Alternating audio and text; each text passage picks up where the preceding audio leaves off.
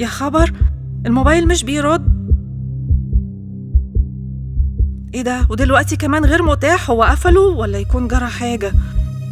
ممكن يكون اتسرق. لا لا لا لا لا لا لا لا، ممكن يكون في حاجة. لا، هو اكيد في حاجة. طب اتصل بحد من صحابه. طب استنى شوية. لا لا، اكيد في حاجة وحشة حصلت. يا رب استر يا رب.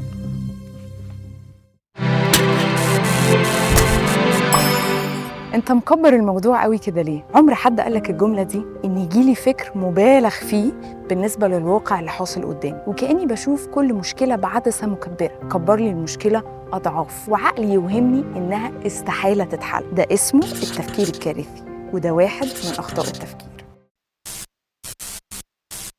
المشهد اللي شفناه مع بعض كان فيه فكرة سلبية، وهي إن الأم أول لما لقت إن ابنها اتأخر وتليفونه كان مقفول قلقت جامد جدا، وجا في بالها فكر إنه أكيد ابنها في خطر، وده خلى يبقى عندها مشاعر قلق، والفكرة كبرت جواها وبدأت تحط سيناريوهات مختلفة لأشكال الخطر اللي ابنها ممكن يكون فيها. القلق تصاعد وبقى خوف، والخوف كمان وصل لحد الفزع، وده خلاها عاجزة ومش عارفة تتصرف بأي صورة ممكنة. المشكلة إن الشخص اللي بيعاني من نمط التفكير الكارثي أول ما بيتحط في موقف صعب بيميل دايماً إنه يكبر الموضوع، ومع تكبير الموضوع مشاعره هي كمان بتبدأ تزيد، توصل من أول القلق والخوف لحد الفزع.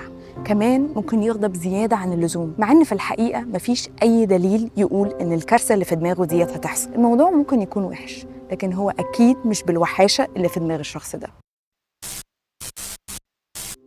الأم أول ما يجيلها فكرة كارثية ممكن تحط فكرة بديل، زي مثلا إن ربنا هيحمي ابنها، وتدعم وتقوي الفكرة دي بإنها تفتكر أي موقف ربنا حماها فيه هي أو أي حد من أسرتها. ممكن كمان تحط فكرة تانية، وهي إن ابنها ممكن يكون اتطورت عنده بعض مهارات الحياتية اللي تساعده في حياته اليومية، زي مثلا إن هو بيختار شوارع زحمة ومنورة يمشي فيها بدل ما يمشي في طرق مظلمة، أو مثلا إن تليفونه ممكن يكون فصل شحن، أو هو في حتة الشبكة فيها ضعيف. لما تحطوا قدامها الأفكار دي مش هقولكم مش هتقلق، أكيد هتقلق، بس قلقها هيكون أقل. ده هيساعدها تفكر وتتصرف بطريقة مناسبة.